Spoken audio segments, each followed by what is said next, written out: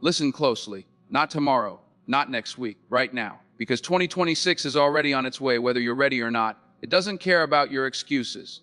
It doesn't slow down for your fear. It doesn't wait for you to feel confident. Time never asks for permission.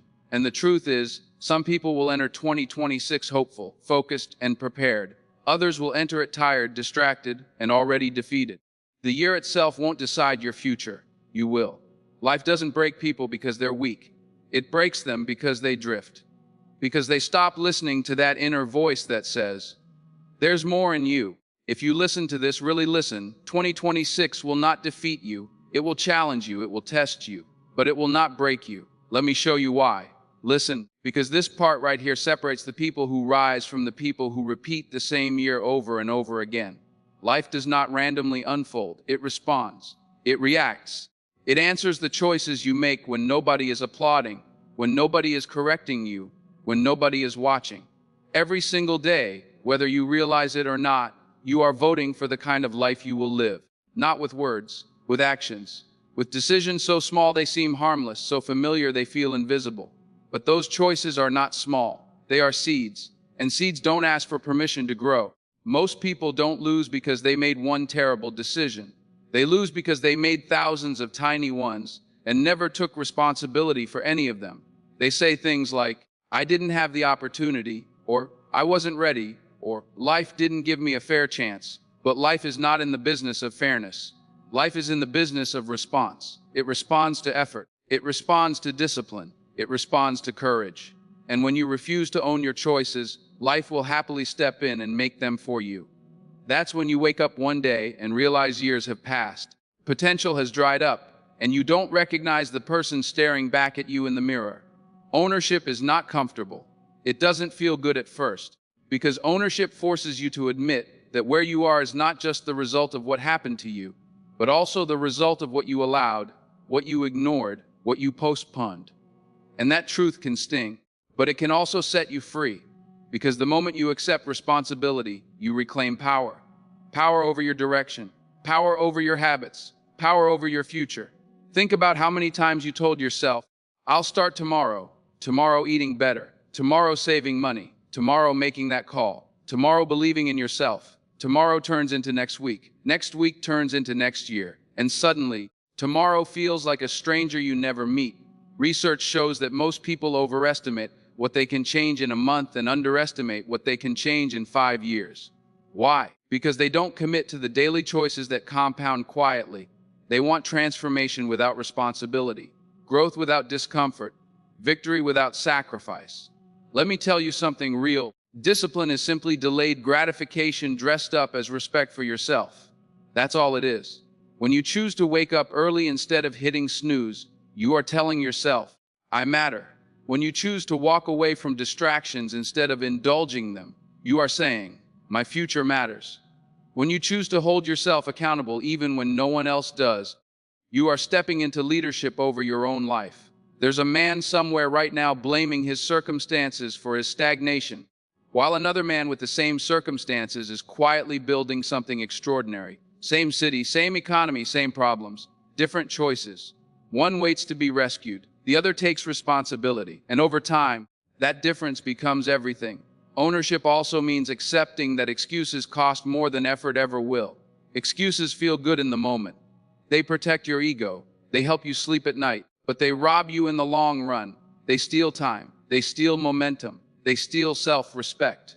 Every excuse you make today sends a message to your future self that you were not willing to fight for them. And one day, you will have to answer for that. The truth is, nobody is coming to save you. And that's not bad news, that's powerful news. Because if nobody is coming, that means it's on you. And if it's on you, that means you can change it. You don't need permission to grow. You don't need approval to evolve. You don't need validation to take the first step. You need courage. You need honesty.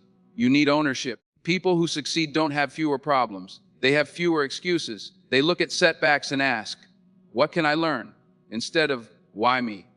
They don't waste energy pretending they're victims of life. They become students of life. They understand that every result has a cause, and every cause can be adjusted. And let's be clear, taking responsibility does not mean blaming yourself for everything. It means refusing to stay powerless. It means recognizing that even when you didn't choose what happened to you, you can choose what happens next. You can choose how you respond. You can choose what you build from the ashes. You can choose who you become after the disappointment.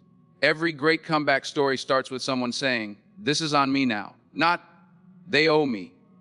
Not, "The world failed me." But, "I'm taking control." That mindset changes how you walk, how you speak, how you prepare. It sharpens your focus. It strengthens your spine. When you own your choices, you stop waiting for confidence and start creating it. Confidence is built through evidence. Evidence comes from action. Action comes from decision. Decide to show up. Decide to be consistent. Decide to hold yourself to a higher standard than the world ever will. Because here's the truth most people never hear: the life you want is on the other side of the decisions you've been avoiding, the discipline you've been resisting, the responsibility you've been postponing. Once you understand that, everything shifts. You stop asking, "Why is this happening to me?" and start asking, "What am I going to do about it?" And when you reach that point, when you fully own your choices, you don't just change your future, you change how you see yourself. You stop being someone who hopes things work out and become someone who makes things work. Let me be honest with you, because honesty is the only thing that actually changes people. Motivation is a feeling, and feelings are unreliable. They come and go. They show up when the music is right, when the speech is good, when life is smooth. But discipline shows up when nothing feels good. Discipline shows up when the alarm rings and your body says no. Discipline shows up when nobody is clapping, nobody is checking on you, nobody even knows you're trying. That's the difference. And that difference is everything. Most people are waiting to feel ready, waiting to feel inspired, waiting for that spark to hit them so they can finally move. But life doesn't reward waiting. It rewards preparation. It rewards consistency. It rewards the person who does the work whether they feel like it or not. Because feelings change, but habits don't, unless you change them on purpose. You see, motivation will lie to you. It'll tell you to rest when you really need to push. It'll tell you you're tired when you're actually just uncomfortable. It'll tell you tomorrow is better than today. Discipline doesn't speak that language. Discipline is quiet. It's firm. It says, "Do it anyway." And when you learn to obey that voice, you gain something stronger than motivation. You gain self-respect. Think about the people you admire. Athletes, leaders, builders, creators. You think they wake up every day excited to train, excited to study, excited to sacrifice. No. They wake up committed. There's a difference. Commitment doesn't ask how you feel. It asks who you decided to be. Research backs this up. High performers rely on routine, not inspiration. Systems, not emotions. That's how they stay consistent when others quit. The truth is, discipline is not punishment. It's protection. It protects your dreams from your moods. It protects your future from your excuses. It protects you from becoming the person who looks back and says, "I could have done more." Every time you choose discipline, you are choosing your long-term self over your short-term comfort. And that choice, repeated enough times, will change your life. Let me give you something real. There are people right now who wake up at the same time every day, train the same muscles, sharpen the same skills, and you never hear their name. No spotlight, no praise. But when the opportunity finally arrives, they don't panic, they don't freeze, they rise. Because discipline prepared them for a moment motivation never could. On the other hand, you've seen it, people full of talent, full of talk, full of potential, but inconsistent. They start strong and fade fast. They burn bright for a week and disappear for a year. Not because they lacked ability, but because they depended on motivation instead of building discipline. Talent without discipline is a gamble. Discipline without talent will still take you far. Discipline teaches you how to keep promises to yourself. And that matters more than you think. Every time you break a promise to yourself, every time you say you'll do something and don't, you weaken your trust in yourself. Over time, that erosion becomes doubt. But when you follow through, even on small things, you rebuild that trust. You start believing your own word again. And once you trust yourself, confidence follows naturally. Here's another truth: discipline simplifies life. When you remove decision-making from the equation, you remove excuses. You don't debate whether to work, you work. You don't negotiate with distraction, you eliminate it. You don't wait for the perfect mood, you act. That clarity gives you peace, and peace gives you focus. People think discipline makes life harder. It actually makes life easier. It removes chaos. It removes regret. It removes that constant inner argument of, should I or shouldn't I? You already decided. You decided to show up. You decided to be consistent. You decided to do the work. And yes, discipline will cost you. It'll cost you comfort. It'll cost you late nights and early mornings. It'll cost you saying no when others say yes. But motivation costs more. Motivation costs you progress when it disappears. Motivation costs you momentum when life gets tough. Motivation costs you dreams that never get finished. Discipline is built one choice at a time. You don't wake up disciplined. You practice it. You train it. You earn it. And at first, it feels heavy. It feels forced. But over time, it becomes part of you. It becomes who you are. And when that happens, you stop chasing success and start attracting it. Look at your life honestly. Not with shame, not with judgment, but with clarity. Where have you been waiting to feel motivated instead of doing what needs to be done? Where have you been negotiating with your comfort instead of honoring your commitment? Those answers matter because the future you want depends on what you do next, not how you feel right now. Discipline doesn't care if today was hard. It doesn't care if yesterday hurt. It doesn't care if the road is unfair. Discipline simply asks one question. Will you show up? And every time you answer yes, you become stronger than the version of you that wanted to quit. Because in the end, motivation may get you started, but discipline is what carries you through. Failure scares people because they think it's a verdict. Like life took a look at them, shook its head and said, "You're not enough." But failure is not a sentence. It's a signal. It's feedback. It's life leaning in close and saying, "Pay attention. There's something here you need to learn." The people who understand that don't run from failure. They study it. They extract wisdom from it. And that's why they keep rising while others stay stuck, ashamed of their scars. Most people don't actually fear failure. They fear what failure might say about them. They fear judgment. They fear embarrassment. They fear being seen trying and falling short. So they play it safe. They stay quiet. They don't risk much, and they call that peace. But that's not peace, that's stagnation dressed up as comfort. Real growth has friction. It has bruises. It has moments where you question yourself. But those moments are not signs that you're losing. They're signs that you're stretching beyond who you used to be. Think about how a child learns to walk. They fall again and again. They don't stop and say, maybe this just isn't for me. They don't sit down and compare themselves to other babies. They get up. They wobble. They fall, and every fall teaches their body something new: balance, strength, timing. Failure is the same way. It teaches you what success never could, where you're weak, where you need patience, where you need to grow. There's data that backs this up. Studies from Stanford and other institutions show that people who view failure as a learning process are significantly more likely to succeed long-term than those who see it as a personal flaw. Why? Because they don't quit when things go wrong. They adjust, they adapt, they evolve. Failure becomes a classroom instead of a courtroom. But here's where most people miss it. They fail once, maybe twice, and instead of asking, "What can I learn?" they ask, "What's wrong with me?" And that question is dangerous, because it turns a moment into an identity. You didn't fail, you experienced failure. There's a difference. One is temporary. The other becomes permanent if you believe it. Every successful person you admire has failed more times than they will ever admit on a stage. Businesses collapsed. Relationships ended.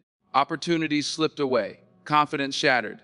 But they didn't let those moments define the end of the story. They let them shape the next chapter. And that takes courage. Not the loud kind. The quiet kind. The kind that wakes up the next day and tries again, a little wiser, a little tougher. Failure has a way of stripping you down. It removes ego. It exposes gaps. It humbles you. And humility, when handled correctly, is a gift. It keeps you teachable. It keeps you sharp. It reminds you that growth is earned, not granted. People who never fail often live under the illusion that they already know enough. People who fail and learn know better. Let me tell you something real. Some of your biggest disappointments were not detours. They were preparation. That door that closed, it saved you from something you weren't ready for. That plan that fell apart, it forced you to build a stronger one. That rejection that hurt your pride, it toughened your skin. At the time, it felt like loss. Looking back, it was alignment. Failure also reveals character. When things go wrong, do you blame everyone else? Do you shut down? Do you pretend it didn't matter? Or do you take inventory and say, "All right, what do I need to fix?" That response tells you more about yourself than success ever will. Success can hide flaws. Failure puts them front and center. And let's talk about timing. Failure doesn't mean you're late. It means you're learning at your pace. Some people bloom early. Others bloom after a few hard seasons. There's no universal clock. Comparing your journey to someone else's will rob you of clarity. Focus on progress, not position. Focus on improvement, not image. The people who win in the long run are not the ones who never fall. They're the ones who fall forward. They take the lesson with them. They refine their approach. They come back smarter, sharper, more grounded. They understand that failure is not the opposite of success, it's part of it. And here's the part nobody tells you: failure builds resilience. Every time you survive something you thought would break you, your confidence deepens. Not because you're arrogant, but because you know you can endure. You stop fearing storms because you've been through them before. You stop panicking at setbacks because you know how to recover. That strength cannot be taught. It must be lived. So if you failed recently, don't rush past it. Sit with it. Study it. Ask the hard questions. Where did I rush? Where did I ignore advice? Where did I quit too soon? Those answers are valuable. They are tools. And tools, when used correctly, build something stronger than before. Failure doesn't disqualify you. Quitting does. Refusing to learn does. Refusing to try again does. As long as you're breathing, you're still in the game. And as long as you're willing to learn, you're still moving forward. The strongest people you will ever meet are not those who had it easy. They are those who were tested and kept going. Those who fell, learned, and rose again, not louder, not flashier, but wiser. And wisdom, earned through failure, is one of the most powerful forces a person can carry. Let me tell you something that doesn't get said enough, but it shapes more lives than talent ever will. Who you walk with will decide how far you go. Not what you say you want, not what you post online, not what you dream about late at night. The people you consistently allow into your space, those voices, those habits, those attitudes, will quietly influence the direction of your life. And most of the time, it happens so slowly you don't even notice it until years have passed. Human beings are mirrors. We reflect what we're surrounded by. If you're around people who complain, you will start seeing problems everywhere. If you're around people who settle, you will slowly lower your standards and call it peace. If you're around people who dream small, you'll convince yourself that survival is enough. That's not weakness. That's psychology. Studies have shown that behavior, mindset, even income levels are strongly influenced by social circles. You become fluent in the language you hear every day. And here's the dangerous part: familiarity feels like loyalty. So people stay in environments that no longer serve them because they don't want to seem ungrateful, disloyal, or selfish. They confuse comfort with growth. They confuse history with destiny. Just because someone was meant to walk with you in one season doesn't mean they're meant to walk with you forever. Every level of your life will demand a different version of you, and every version of you will require a different environment to survive. The habits that helped you survive may not be the habits that help you succeed. The conversations that once felt normal may start to feel heavy. And that's not arrogance, that's awareness. Think about it. You can't fly with people who are afraid of heights. You can't talk about vision with people who only understand excuses. And you can't build something meaningful while constantly explaining why you want more. At some point, you have to stop shrinking yourself to fit into rooms that were never designed for your growth. This doesn't mean cutting everyone off. It means being intentional. It means recognizing who challenges you and who drains you, who pushes you forward and who pulls you back, who celebrates your discipline and who feels threatened by it. Because the moment you start changing, some people will get uncomfortable, not because you're wrong, but because your growth exposes their stagnation. There's a reason elite performers are selective with their time. It's not arrogance, it's strategy. They understand that energy is finite, focus is fragile, and the wrong environment can undo years of effort. One bad influence can normalize bad habits. One negative voice can poison momentum. One comfortable circle can slowly convince you to stop striving. Look at any great transformation story and you'll find a shift in environment, a new mentor, a new peer group, a new standard, not because the person became better overnight, but because they placed themselves in a space where growth was expected, not optional, where excuses were challenged, where accountability was normal. And let's be honest, outgrowing people can hurt. It can feel lonely. It can feel like betrayal. But growth has always required separation. Even nature understands this. Seeds must be buried alone before they rise. Eagles fly at heights pigeons can't survive, not because they're better, but because they're built differently for where they're going. Some people will only love the version of you that stays the same. The moment you start evolving, they'll say you've changed, like that's a bad thing. But change is the evidence of life. Stagnation is what should scare you. If your environment doesn't challenge you, it's not a home, it's a cage. Pay attention to what your circle talks about when there's no agenda. Do they talk about growth or gossip, solutions or problems, ideas or excuses? The direction of your conversations often predicts the direction of your life. And if every time you talk about improvement you're met with silence, sarcasm, or discouragement, that's information, important information. You don't need a large circle. You need a strong one that holds you to a higher standard than you'd hold yourself on bad days. One that doesn't let you quit when things get uncomfortable.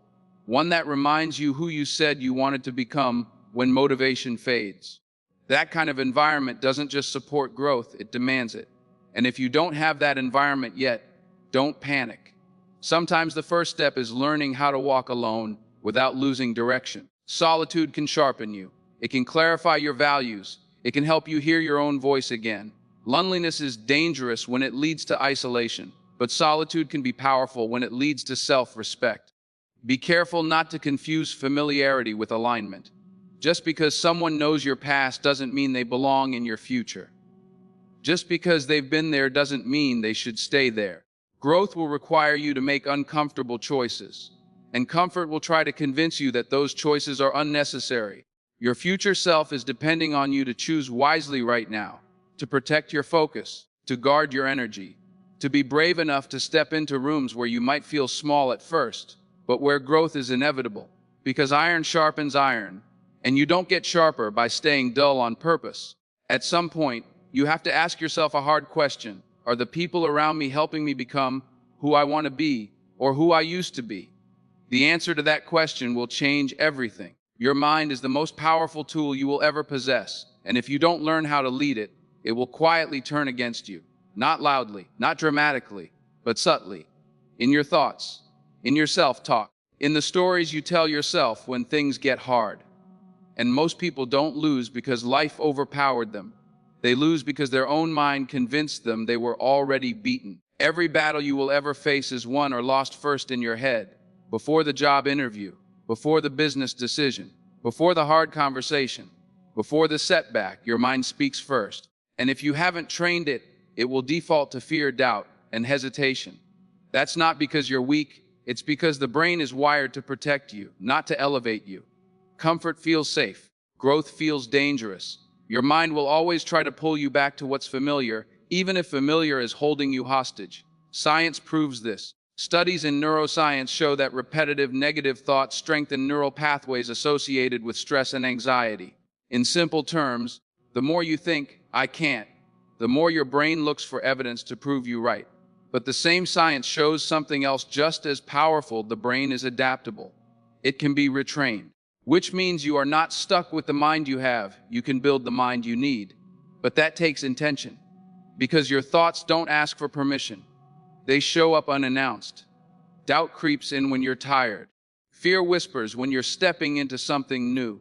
Comparison sneaks in when you look at someone else's progress and forget your own journey. And if you don't challenge those thoughts, they start making decisions for you. They decide when you stop trying. They decide when you lower your standards. They decide when you quit before you even begin.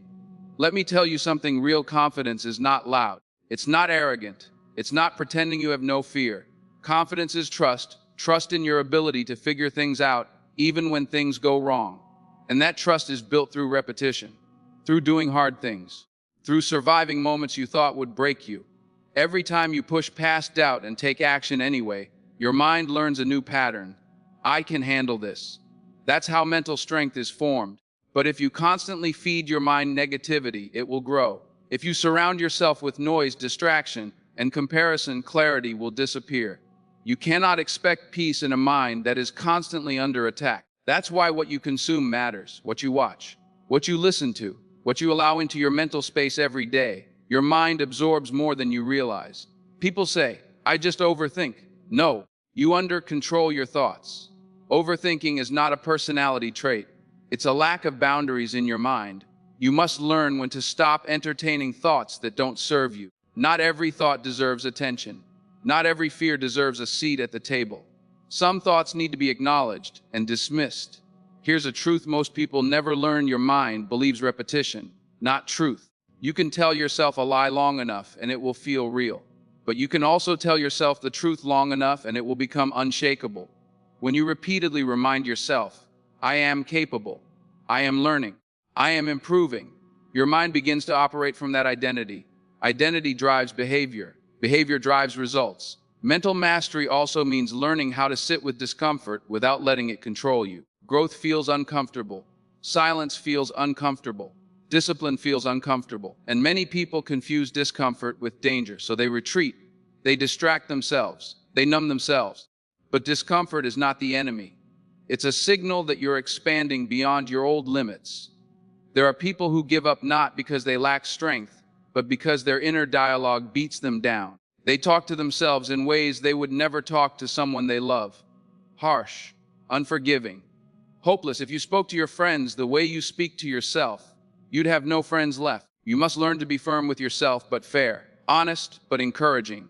Pressure doesn't create weakness, it reveals it. And pressure will come. Deadlines, expectations, responsibilities. Life will apply weight. If your mind is not trained, that pressure will crush you. But if your mind is disciplined, pressure will sharpen you. Diamonds are formed under pressure, but only if they hold their structure. Mental strength is not about never feeling fear. It's about not letting fear decide. Fear can ride in the car, but it doesn't get the steering wheel. Doubt can knock, but you don't have to open the door. You are allowed to feel uncertain and still move forward. Courage is not the absence of fear, it's action in spite of it. There will be moments when your mind tells you to quit because it's tired. Rest, but don't retreat. There will be moments when your mind tells you you're behind. You're not behind, you're building. There will be moments when your mind tells you you're not enough. Remind it how far you've already come. Your mind needs direction. It needs purpose. It needs clarity. When you wake up without intention, your thoughts will scatter.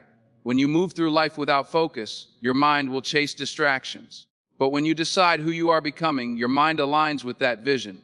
It starts filtering thoughts differently. Opportunities become clearer. Obstacles become manageable. And understand this, mental mastery is a daily practice. You don't win once and keep the prize forever. You train every day. You check in with yourself. You correct your thinking. You reset when you drift. That discipline builds resilience. And resilience builds calm. And calm allows you to perform when it matters most.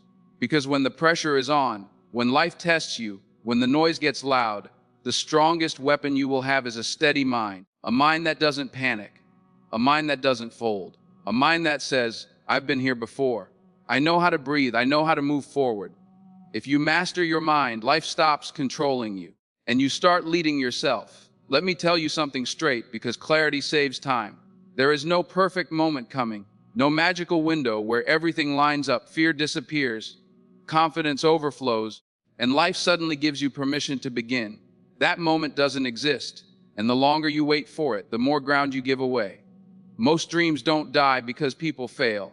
They die because people delay. People love the idea of preparation because it feels productive without requiring courage. They read one more book.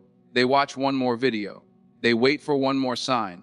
And all the while, time keeps moving. Not slowing down, not negotiating, just moving. You don't get rewarded for potential. You get rewarded for action. And action does not wait for comfort. The truth is, starting feels uncomfortable because it exposes you. When you start, you risk being seen trying. You risk being wrong. You risk not being as good as you imagined. So people stay in planning mode, where everything feels safe and hypothetical. But nothing real is built in theory. Everything real is built in motion. Look at your own life. How many times did you say, I'll do it when things settle down, when the money is right, when the timing is right, when I feel ready? And then something else came up. Something always comes up. Because life doesn't pause while you gather courage. It keeps testing you. And those tests don't wait until you feel prepared. Data backs this up. Behavioral psychology shows that people who take immediate action, even imperfect action, are far more likely to maintain momentum than those who wait for ideal conditions. Momentum is a byproduct of movement, not planning. You don't get clarity before action. You get clarity through action. Here's the part most people don't like hearing: you will never feel fully ready. Readiness is not a feeling, it's a decision. Confidence doesn't come before the work. Confidence comes from surviving the work, from realizing, I didn't know everything, but I figured it out. That realization can only happen after you begin. Starting now doesn't mean reckless movement. It means intentional courage. It means understanding that perfection is not the requirement. Commitment is. Some of the most successful people you know started before they were qualified, before they were polished, before they were sure. They learned by doing. They adjusted on the move. They earned wisdom through mistakes. Think about how many opportunities passed you by, not because you weren't capable, but because you hesitated, because you waited to be chosen instead of choosing yourself, because you waited for validation instead of trusting your own vision. Those moments sting when you look back, not because you failed, but because you never tried. Fear loves delay. The longer you wait, the louder fear becomes. It starts building stories. What if it doesn't work? What if I fail? What if people judge me? But fear gets quieter when you move. Action has a way of shrinking fear down to its actual size. Manageable, containable, human. And let's be clear, starting now doesn't guarantee success. But waiting guarantees regret. Regret is heavier than failure. Failure teaches you something. Regret just sits there, reminding you of what you never gave yourself a chance to become. Every meaningful change in your life began the moment you acted despite uncertainty. The first day you committed to something hard. The first step you took when you didn't know the full path. That's how growth works. The road reveals itself as you walk it, not before. People underestimate how powerful small starts are. They think if it's not big, it doesn't matter, but small actions taken consistently compound. A few minutes a day, one honest conversation, one disciplined choice, one step forward. Over time, those small starts build momentum strong enough to change the direction of your life. There are people right now with half your talent, half your resources, half your intelligence, moving ahead of you for one reason. They started. They didn't wait to feel confident. They didn't wait to be perfect. They didn't wait to be fearless. They acted scared. They acted unsure. They acted anyway. Starting now also forces you to take responsibility. When you act, you can't hide behind excuses anymore. You can't blame timing or circumstances. You face reality head on. And that's uncomfortable, but it's empowering. Because once you're in motion, you gain control. You stop imagining outcomes and start shaping them. Understand this: life respects movement. It responds to effort. When you take a step, opportunities start appearing that were invisible when you stood still. People notice, resources align, ideas sharpen. Not because the world suddenly became generous, but because you showed up. Waiting feels safe, but it slowly erodes belief. Every day you delay, a quiet voice inside you starts to doubt your seriousness. If this mattered that much, wouldn't I have started already? And that doubt builds. Until one day, you stop believing in your own intentions. Starting now sends a different message. It says, I trust myself enough to begin. That trust is powerful. It fuels resilience. It strengthens discipline. It builds identity. You stop being someone who talks about change and become someone who lives it. You don't need the whole plan. You need the first step. You don't need certainty. You need courage. You don't need permission. You need commitment. Most breakthroughs don't come from dramatic leaps. They come from consistent movement in the right direction. There will be days when starting feels heavy, when progress feels slow, when results don't show up immediately. That's normal. Growth is not loud, it's quiet and patient. But every day you show up, you build evidence. Evidence that you are capable. Evidence that you are serious. Evidence that you are becoming someone who finishes what they start. Stop asking yourself when you'll be ready. Ask yourself what you're willing to do today. Not tomorrow, not next month. Today. Because the future you want is not built in someday. It's built in now. If you listen to this, if you act on it, 2026 will not defeat you. You walk into it stronger than your doubts, sharper than your fears, wiser than your past. The year won't change your life. Your decisions will. Stand up, lock in, and meet the future like it's been waiting for you, because it has.